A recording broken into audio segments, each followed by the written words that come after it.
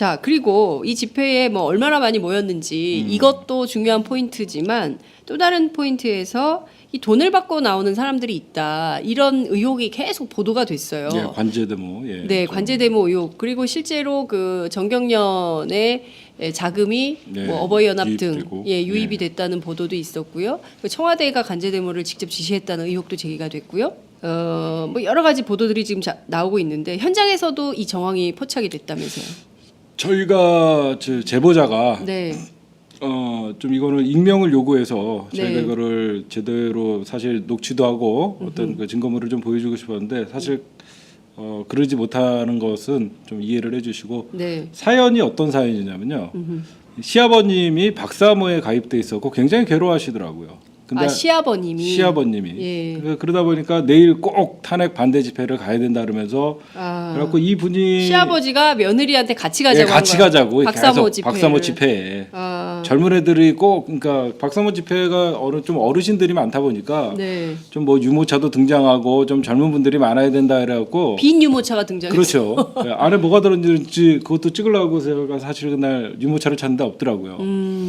그래갖고 제가 그 제보를 받고 좀 내용을 보니까 참 기가 막힌 사연이더라고요. 네. 딱 며느리는 광화문 촛불 집회에 오고 싶고 네. 또 시아버님의 말이니까 거기 갔으니까 박사모 집회를 갔는데 집회가 끝날 무렵에 이분들이 깜짝 놀랄 장면을 본 거죠. 갑자기 마스크를 쓴 좀 중년의 남자가 오더니 네. 시아버님에게 봉투를 건네면서 일당 7만 원을 주는 장면이 목격이 됐어요. 그다음에 예. 이 같이 갔던 며느리가 깜짝 놀란 게 예. 이 시아버지가 하는 말이 우리 며느리도 데리고 왔어 하니까 예. 갑자기 며느리는 수당이 10만 원이 되는 거예요. 젊다는 이유로 3만 원이 더 붙어갖고 네.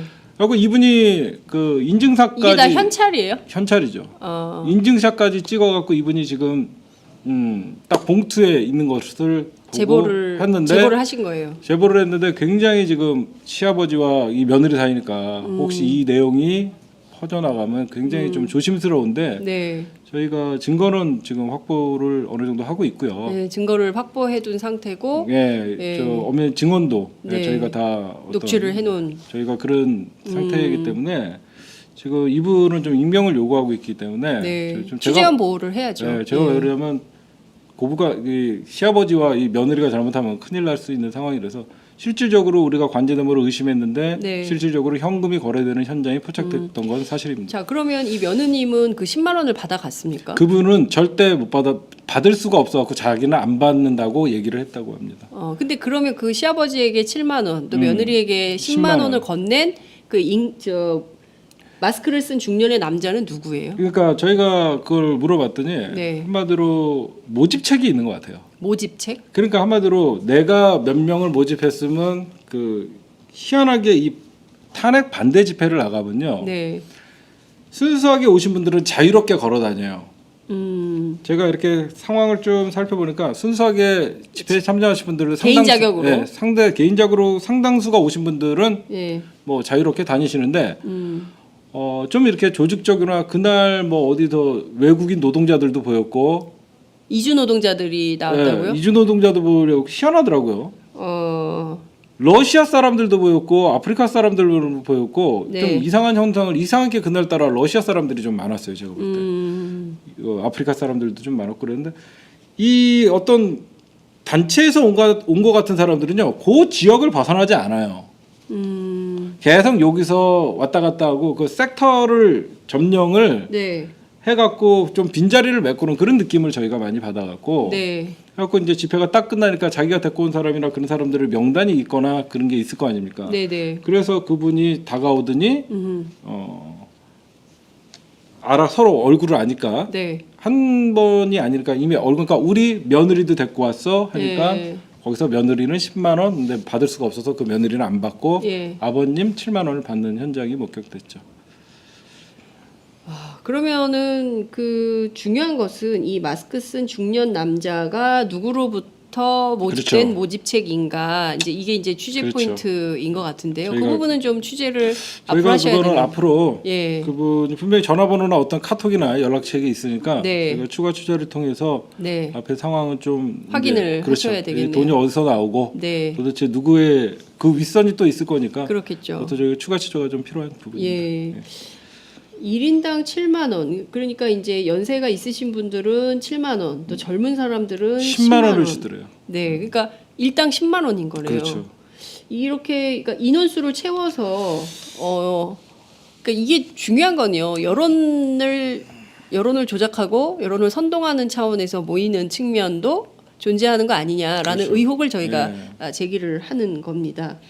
그 7만 원을 받아가는 아버님의 표정이 어땠을까 싶네요. 이게 일종의 이제 그 아르바이트? 그러니까 이 며느리의 심정은 그거였어요. 네. 아버님이 박사모 집회에 나가는 자체도 개인적으로는 참 부끄럽다라고 생각을 해서 자기는 차마 그 아버님을 모시고 갔지만 돈을 받을 수는 없던데 아버지는 좋은 일 하면서 돈까지 주니 얼마나 좋을까 이런 생각을 하시는 것 같다는 얘기를 하고 중요한 것은 우리가 전체 이 탄핵 반대 집회를 특징을 보면요. 이 구호가 참 무서워요. 계엄령을 선포하라. 네. 그 우리 장윤선 기자님도 아시죠? 여기서는 이 탄핵 반대 집회인데 희한한 구호들이 나오고 기승전 제가 좀 방송을 좀 쭉 들어보다 보니까 확성기에서 나오는 소리가 네. 김대중 빨갱이, 문재인 빨갱이 계속 이런 소리가 나와갖고 참 거북할 정도였는데 정말 태극기 가장 속상했던 건 뭐냐? 네. 촛불 시민들이 태극기 든 어르신들을 상대를 안 하는 거예요. 그러니까 그게 뭐냐면 태극기야 이런 식으로. 태극기는 사실 우리 모든 국민에게 그렇습니다. 정말 우리가 올림픽을 봐도 금메달을 따도 참 가슴 벅차고 월드컵 네. 때도 그랬는데 네.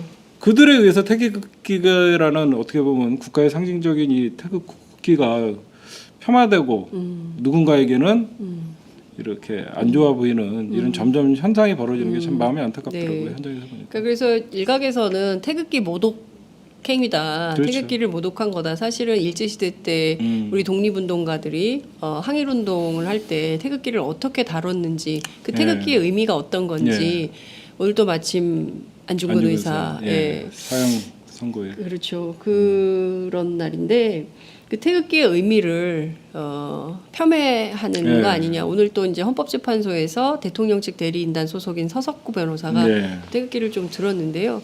이 우리 국민의 상징인 태극기를 또 성조기하고 같이 이렇게 흔들면서 사실상 사실 박근혜 대통령이 이게 부패 행위, 국정농단을 엄벌하자는 취지에서의 촛불을 국민들이 든 것이었는데 태극기를 그러면 부패를 수호하는 데 쓰자는 거냐 이런 반론도 가능할 것 같습니다. 그래서 태극기에 대해서는 굉장히 많은 국민들이 한편으로는 굉장히 부정적으로 보는 측면이 있는 것 같습니다.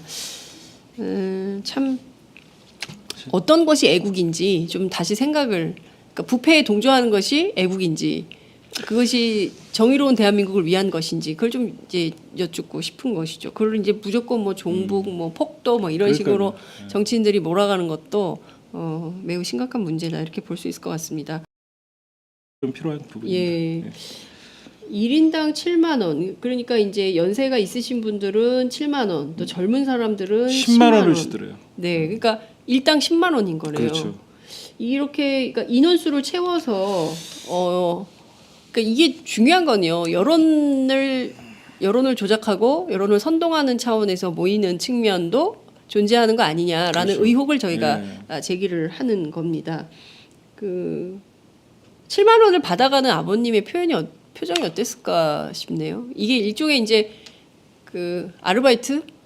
그러니까 이 며느리의 심정은 그거였어요. 아버님이 박사모 집회에 나가는 자체도 개인적으로는 참 부끄럽다라고 생각을 해서 자기는 차마 그 아버님을 모시고 갔지만 돈을 받을 수는 없던데 아버지는 좋은 일 하면서 돈까지 주니 얼마나 좋을까 이런 생각을 하시는 것 같다는 얘기를 하고 중요한 것은 우리가 전체 이 탄핵 반대 집회를 특징을 보면요.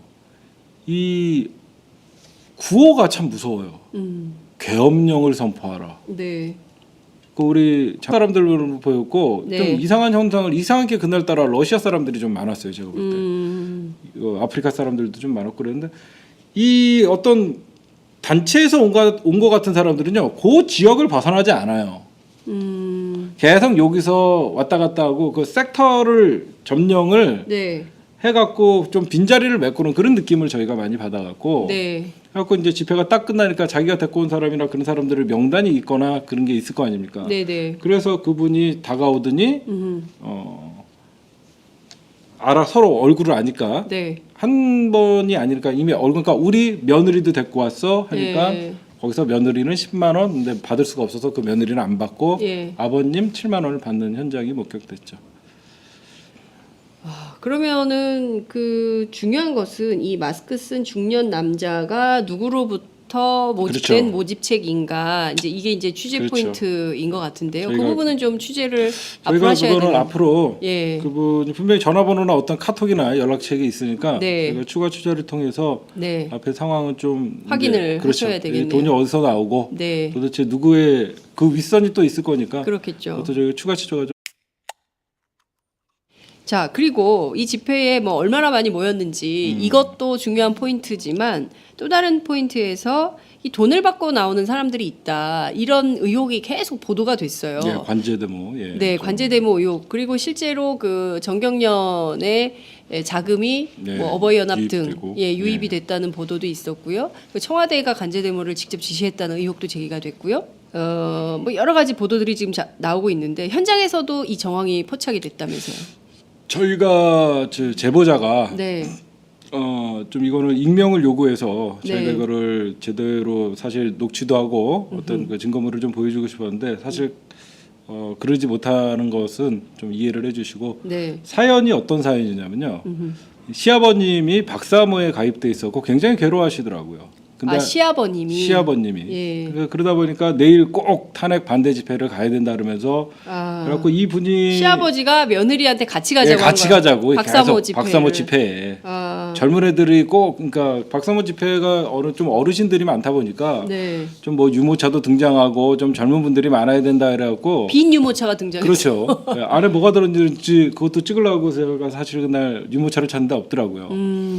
그래갖고 제가 그 제보를 받고 좀 내용을 보니까 참 기가 막힌 사연이더라고요. 네. 딱 며느리는 광화문 촛불 집회에 오고 싶고 네. 또 시아버님의 말이니까 거기 가서 박사모 집회를 갔는데 집회가 끝날 무렵에 이분들이 깜짝 놀랄 장면을 본 거죠.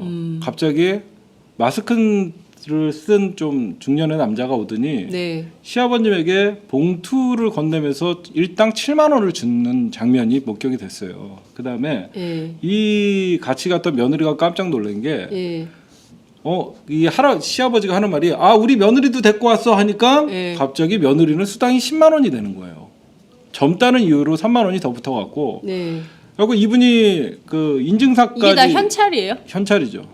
인증샷까지 찍어갖고 이분이 지금 딱 봉투에 있는 것을 보고 제보를 하신 거예요. 제보를 했는데 굉장히 지금 시아버지와 이 며느리 사이니까 혹시 이 내용이 퍼져나가면 굉장히 좀 조심스러운데 네. 저희가 증거는 지금 확보를 어느 정도 하고 있고요. 네, 증거를 확보해둔 상태고 예, 예. 저 엄연 증언도 네. 저희가 다 녹취를 해놓은. 저희가 그런 상태이기 때문에 지금 이분은 좀 익명을 요구하고 있기 때문에 네. 좀 취재원 보호를 해야죠. 네, 제가 예. 왜 그러냐면 고부가 이 시아버지와 이 며느리가 잘못하면 큰일 날 수 있는 상황이라서 실질적으로 우리가 관제대모를 의심했는데 네. 실질적으로 현금이 거래되는 현장이 포착됐던 건 사실입니다. 자, 그러면 이 며느님은 그 10만 원을 받아갔습니까? 그분은 절대 못 받을 수가 없어갖고 자기는 안 받는다고 얘기를 했다고 합니다. 근데 그러면 그 시아버지에게 7만 원, 또 며느리에게 10만 원을 건넨